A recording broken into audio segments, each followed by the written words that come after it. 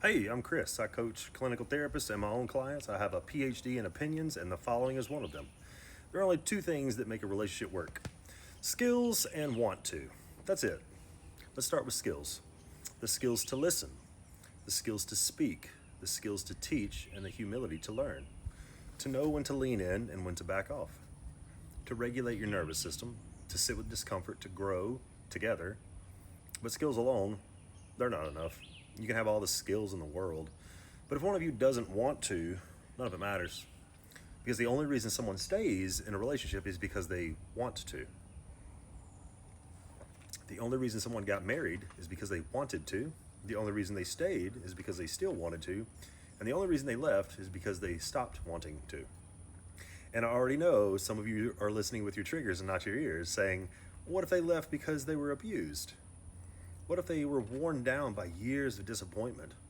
What if they gave their all and the other person never changed? Let me be clear. This is not about blame. This is not about judgment. If you left because you were being mistreated, if you left because your peace was being destroyed, if you left because you couldn't live like that anymore, I'm proud of you. You did the right thing. You did the appropriate thing. What I'm trying to say is this: you left because you no longer wanted to live in that environment. And just because you once said forever doesn't mean it was meant to last forever. That whole for better, for worse line, that's the fairy tale. That's what we were told as kids. But here's the truth: permanence only lasts as long as the quality does. When the relationship crashes, when there's no growth, when there's no change, when the plane is going down, I'm glad you hit the eject button. You weren't weak, you were wise. And for the people that have been left that are feeling outraged right now, feeling like I'm giving someone permission to leave you and justifying it, let me tell you something. Someone leaving you and you grasping for control is not love. That is attachment. It's rooted in a wound that just got ripped open again, and more than likely that wound is not even about the person who left. It's the pain of not being chosen by the one you always wanted to be chosen by. So let's get something deeper. Most people aren't actually looking for love. They're looking for gratification. That feeling you get from their kisses, from their touch, from their attention, from the way they show up for you. That's not love. That's the form of how love is being expressed. The feeling you crave, that's gratification. And most people don't even want unconditional love. They want unconditional like. They want someone to like them no matter what mood they're in, no matter how they behave, no matter what they give or don't give. But let's be honest, unconditional like does not exist, because relationships are conditional. They're built on exchange, not money, not manipulation, but value. You carry out a function in a relationship, or the relationship eventually dies.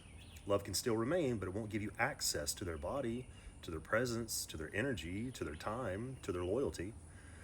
The relationship is the gate. And when the transaction of value stops, access to that gate, through that gate, stops. It's not cruel, that's reality. Think of it like this: commitment is like consent. If someone gives their body to someone for the weekend, that doesn't give the other person access forever. Consent has to be ongoing, it has to be renewed. So does commitment. Maybe someone committed to you on a Saturday in a church in Nebraska, in front of friends and family, signed the papers, danced at the reception, posted the pictures on social media. That doesn't mean you have access to their commitment for life. That's the lie we've been sold. The truth is, commitment is only as strong as the quality of the relationship. And I know some of you will say, that's not true. People stay even when they're not happy. Exactly. They stay out of guilt, out of fear, out of shame.